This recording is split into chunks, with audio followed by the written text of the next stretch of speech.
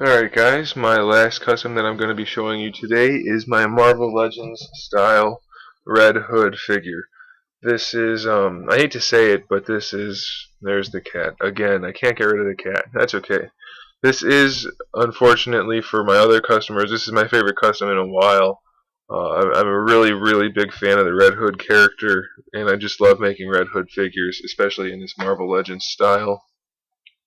So I was really happy to get this figure, or to get this commission for this figure, obviously.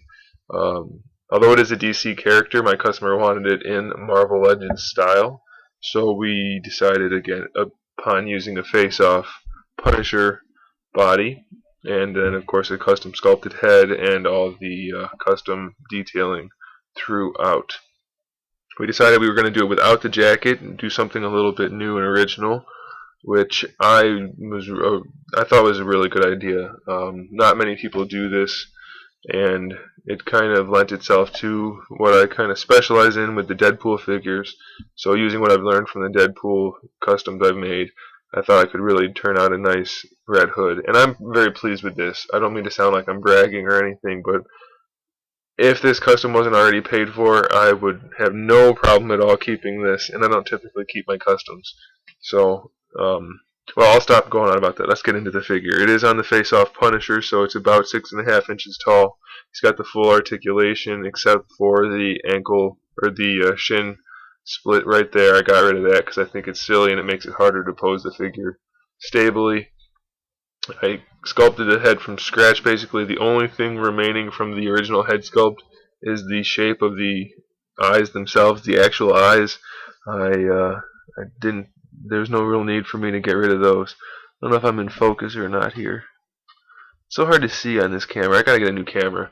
Anyway, it's basically 100% resculpted, the whole head, and then of course painted. But we'll get into the paint in a minute. So it's an original head sculpt. The upper body is all gray, like the shirt he wears, which is a black base coat with a couple shades of gray dry brushing on top with a real big brush, so you don't see any strokes or anything. It's just kind of heavily shaded, which is my favorite way to do it. I used some neoprene sheeting to build these straps on his arms, and then I took some Shield Agent pouches, put them up there, and I sculpted some pads on his hands to resemble those from the animated movie, which I do recommend because it's a really good movie, really good Batman animated movie. The belt is Mr. Sinister cape straps with cobbled together fodder bits for the buckles and things. I used some wire insulation to do the seam on his pants right there. The pants are actually a semi-gloss dark gray shaded over black to give them some contrast from the gray shirt, but to not be black altogether. They're just really dark gray. And then the gloves and the boots are the high gloss black to simulate like patent leather or something like that. All the pouches and belts and straps are actually flat black. So what I want to say is, I guess, even though a figure like this is mostly all grayscale, you can really get a lot of different shades and values out of it by using different levels of gloss. I mentioned that before, but in case you haven't seen that and you're going to start doing customs or anything, you can have a figure that's all black but still many different colors, if that makes any sense. Through shading, use different levels of gloss and flatness and matte and satin, high gloss, all that kind of stuff. You can get a whole lot of different textures and values out of your figure, even though it's just mostly grayscale or black.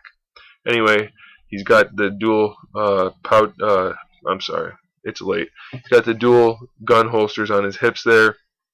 Those are both from a face-off Punisher figure. I reshaped them a little bit. Hi, cat. He's gonna lay down and chew on the guns. No, you can't have those. Okay, so he's got the dual holsters there. Of course, he's got the pistols that come out. Don't want them too loose or they'll just fall out, so they fit in there nice and snug there. I did put some silver dry brushing on the pistols to give them some wear. Since he only has, originally from the factory, the Punisher figure only has this one set of straps here, I had to duplicate those on this side. So what I did was I cut some neoprene sheeting out to be the same size and thickness and everything as these. Then I took the buckles from a face-off, or from a Shield Agent figure, and it's basically the exact same thing on both sides. So I was pretty pleased with how that came out. I was a little bit worried I was not going to be able to duplicate that correctly, and I think it turned out pretty okay. For the boots, like I said, high gloss. I left the straps there as they were. I put a Shield Agent sheath on there with the knife. I sculpted the pads on the shoes just like I did for the gloves up there. Those are dry brush gray to match the shirt. The helmet and the bat logo on the chest are high gloss red. I think that's just a really cool contrast to the rest of the figure, so I like doing that. I don't want it to look like he's just wearing a t-shirt that has colored parts on it. I want it to look like it's maybe a piece of leather or something on top of the shirt. So I went ahead and did that, and I think it turned out pretty cool with the black lining around the red. And then the gloss. And of course on the helmet I actually sculpted the black line that's in there. It's actually recessed. So I think that gives it a nice little detail. I'm having trouble getting the head in focus, I think. I can't really tell in the viewfinder, or what's it called, the screen on the camera. I don't know. Because it's so shiny, I can't really tell. So hopefully it's in focus. If it's not, I apologize. Let's get on to the accessories. He's got the two pistols, like I said, one in each side. He's got the knife right there. He also has two SMGs.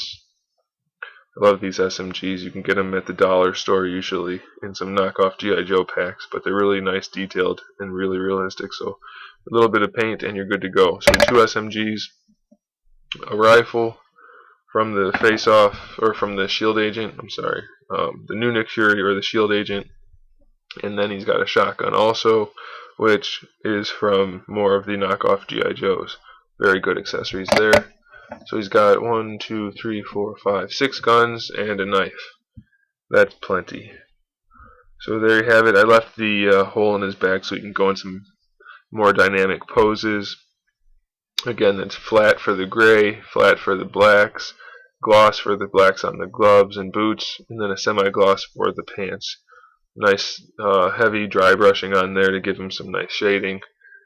And there you have it. Oh, I should also mention the black parts in his eyes. Like I said, I don't know if it'll show up or not, but the black parts inside the helmet are super flat, like almost chalky flat black, and then the whites are semi-gloss. So I like to really mix it up with the sheen on the paint, and it gives a nice realism to the figure. So like I said, unfortunately, and this is no disrespect to the other customers or their figures, this just happens to be one of my favorite customs in a while. And that's probably just because I like the Red Hood and I like this idea. But there you have it. There is my custom Red Hood, Marvel Legends style without the jacket. Kind of an original design. There you have it. Let me know what you guys think. Let me know what reviews you guys want too. I'll try to get those for you. Marvel Legends, DC Universe Classics, DC Superheroes, anything like that. I'll try to get those done for you. In the meantime, keep collecting.